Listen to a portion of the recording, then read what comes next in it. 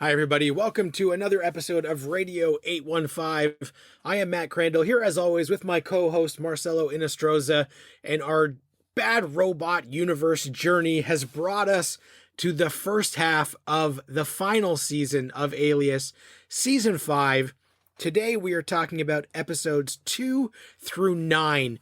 This is the first chunk of the final season, and I think a lot of these episodes were made when they didn't necessarily know it was the final season, but that first chunk aired, and then Alias disappeared for over 4 months so that Jennifer Garner could go have her baby, and then next week we'll be talking about the back half where it came back to sort of start tying up all the loose ends. This first half of season 5 kicked off, last week we talked about the episode Prophet 5, where we started to get a little bit of the pieces of how this season was going to play out. Then they introduce a lot of the new characters that were kind of, Alias, the new class, in case they wanted to give Sydney a break, to add new characters for the show to go in a different direction if it were to carry on.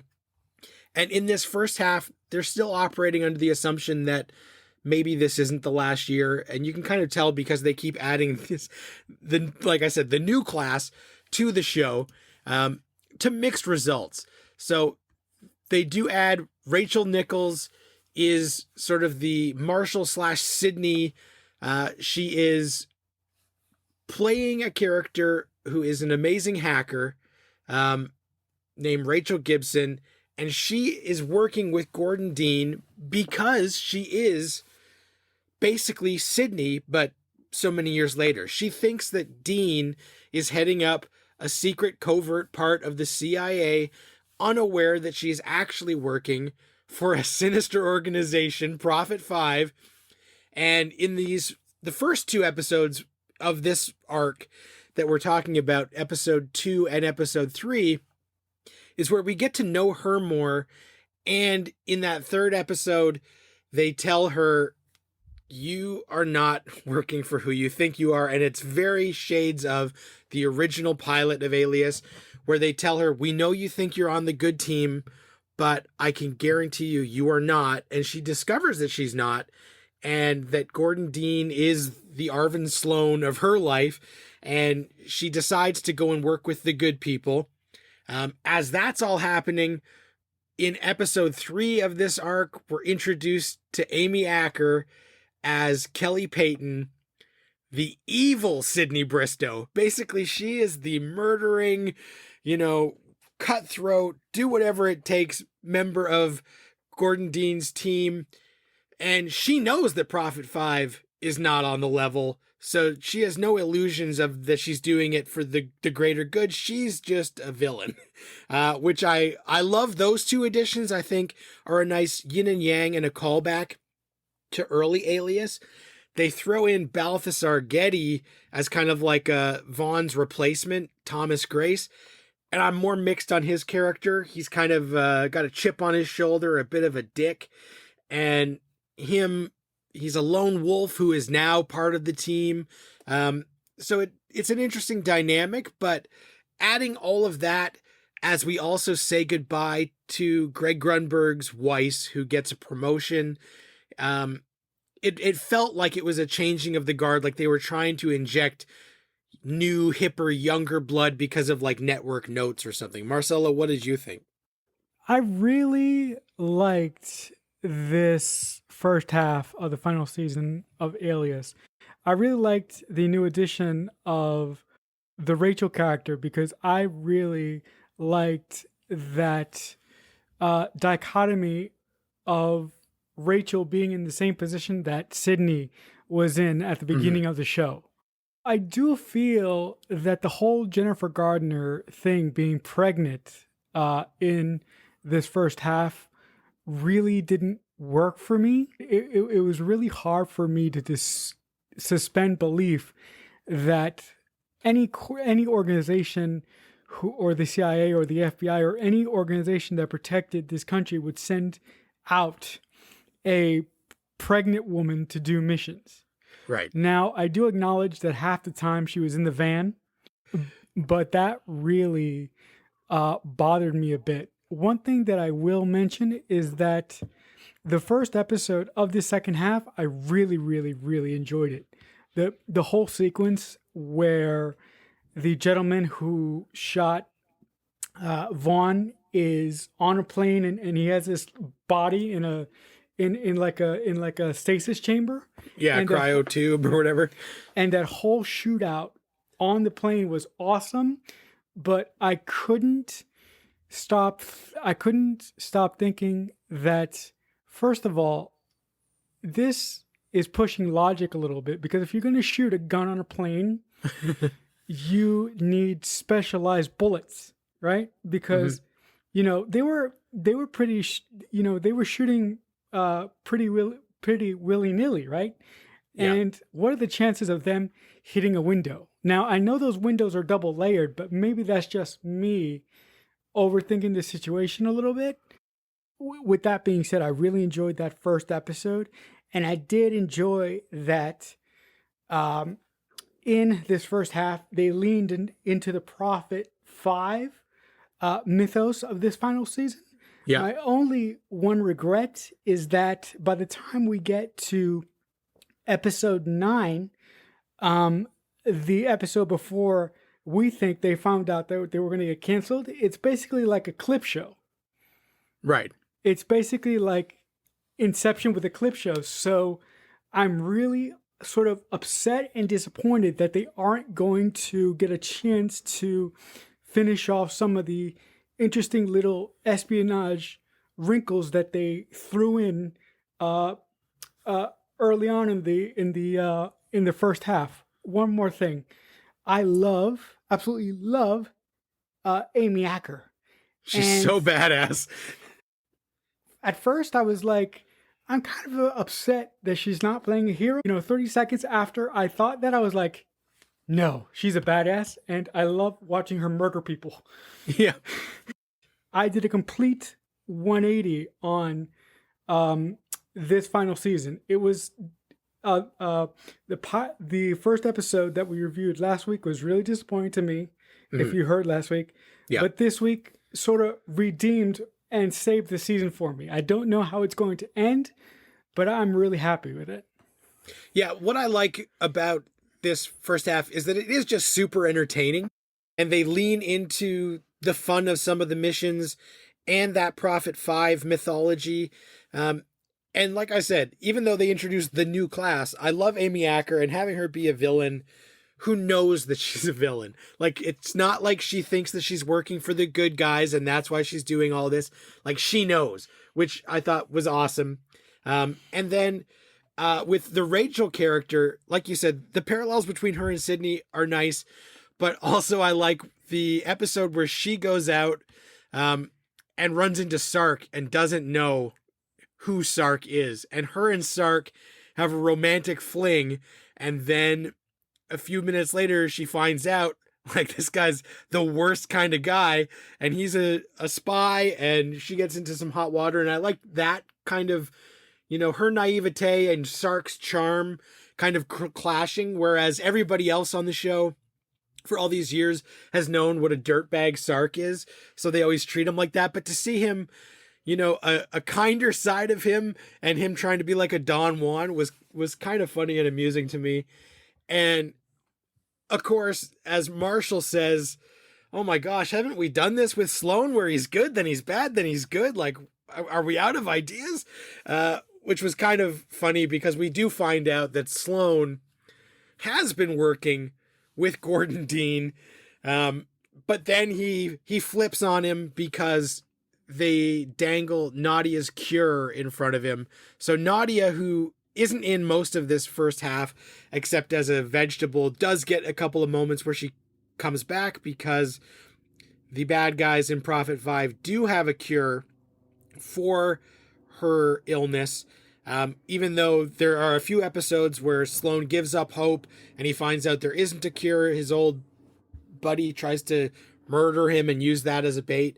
But I like that they're setting up that, Sloan will do anything for Nadia, which still goes back to his character. He cares about Rambaldi and all of that stuff.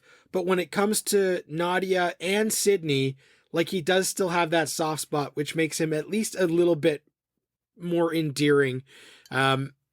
Dixon is used sparingly in this first half, and because they have this whole Gordon Dean thing going on, I feel like he got kind of benched a little bit, but it doesn't hurt the show.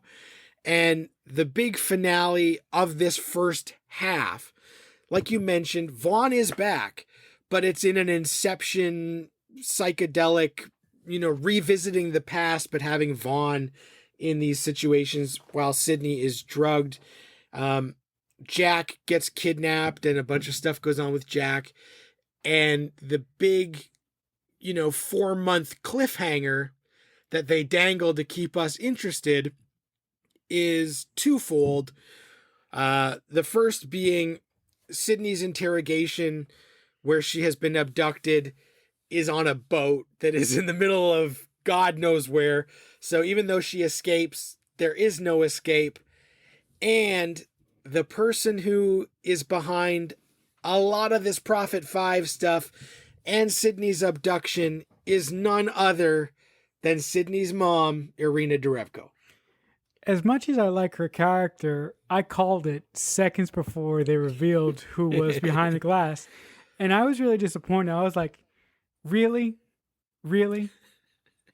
I was like, this is crap. Because after all that she's been through, after all that they've been through, what in the world could she possibly want to get out of her daughter that's carrying her grandchild, for Christ's sake? What could it be? And that's literally what she wants to get out of her daughter, is the baby. But did you also notice the sort of figurehead of Prophet 5 is the actor who I believe lost his life. I think he was in 2012.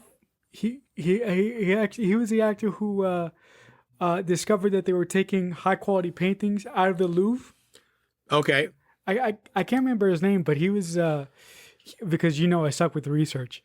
So he was a welcome sight, because I unlike you, I can tolerate those movies. They're not so perfect, and I don't mean the 2012 movies. I mean the Da Vinci Code movies. Right. But to go back a little bit here, I really liked when Sark showed up. Yeah. And watching him be a sleaze, like you said, was just wonderful. But the second that Rachel slept with him, I was like, no, you are going to regret this later, and you're going to hate yourself. Yeah. And that's exactly what happened. But the other thing that I thought was interesting, like I said before, I like the fact that the writers did that parallel between Rachel and Sydney, but I thought that the character of Rachel brought more, or the actress who plays Rachel, brought more vulnerability to her version of Sydney Bristow than our current Sydney has at this point. Because I do think that her experiences throughout the show have hardened her a little bit. Mm-hmm. And she's not so emotional anymore. She's emotional, but she's more reserved and more calculated now. Right, and I think that's a great point, because this version, Rachel Gibson is Sydney Bristow without the trauma of Sydney Bristow. And that trauma of, her fiance being murdered and all that stuff really hardened her over the years. Whereas this is still like a little bit more of the optimistic version of that character. One thing that I will say is that, like you like to reference it, Alias, the new class, watching them bring in these new people and introduce these new storylines actually made me want to have an Alias spinoff, which is a really disappointing thing and a really funny thing, because we all know that this is going nowhere. But I could have never thought that after that first episode that I would be saying this. Yeah. If I could take away one thing from this first batch of episodes, it would be that. It was just amazing to me that at the end of episode 9, I was first of all, I was like, what island are they going to? And are they going to that island? No. If they do that, You know, you know what I like? That nursery that Jack stumbles upon totally looks like the others put that together.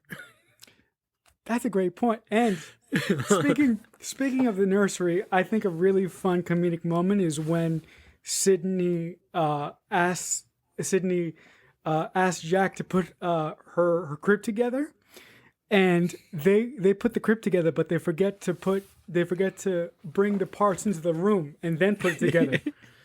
Yeah, trying to get it through the door. Pivot. It was hilarious. I really was pleased by how much this first half surprised me. I shouldn't have been surprised by that because Alias has done that to me before, and I don't know. I should have expected Alias to do that to me again, but for some reason, since we were in the end game, I thought there would be nothing left for me to latch onto. Yeah, and I think part of that is that because Vaughn is gone, it did shake up the dynamic of the show and got it out of some of those patterns that it was stalemated in. So like it does feel a little bit fresher. And I don't know if it is the new class or if it's just that because Sydney wasn't used in the same way because her and Vaughn weren't a thing, that it made the writers have to find new ways to keep the show interesting. But I'm really intrigued to see Alias's last ride here. Is there anything in specific that you are excited to see as we wrap up here? As we start to wrap up here. Yeah, the main thing is I only remember like bits and pieces of how it actually ends. So, you know, I have spoken about how like there are certain threads that don't ever get wrapped up in a satisfying way, but I am interested just to see when they know that it's ending, how they try and work this Prophet 5 Rambaldi stuff all together. And knowing a few of the things I remember, you know, some of it comes together really nicely and then other stuff not as much, but I am ready to say goodbye to these characters in hopefully a nice way. And it has been fun revisiting this, but I don't have anything in particular like, oh, I can't wait until this scene happens. Partly because it's just been so long that I remember like the broad strokes, but not the fine details. So I think it's going to be fun to watch those again. And I do remember that the finale is very entertaining, even if it's not everything to everyone. So that's going to be fun. And that's going to be coming up, you know, for us fairly soon. Next week, we'll be back to talk about episode 10 through 15. And then we'll save the 2-hour supersized finale for the final Alias podcast the week after. I have one more sort of giant Easter egg to tell you guys, and this is something that I never thought I would say, but I'm like, God damn it, why did it take so long? I'm actually starting to like Arvin Sloan. You start to come around a bit on the guy. What is happening? What is happening? Is it Nadia? Is it the fact that he is still a freaking turncoat? I don't get it. Is it Ron Ripken acting better? I don't know. There's something about him that, you know, is endearing even when he's being a bastard, but the fact that now Sloan has sacrificed a lot for the cause, even though he's always flipping over what cause he's actually working with.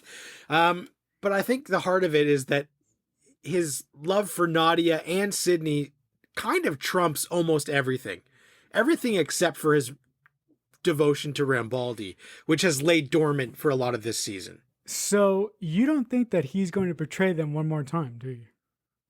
Well, that part I do remember, so I'm not going to comment directly, but he may have some more betrayal in him. Who knows? Marcelo, what would you give grade-wise to these dispatch episodes? Like I said, I really enjoyed this first half of the final season of Alias, and with that being said, I would give it a B-. And I'm going to go with a solid B. Very entertaining.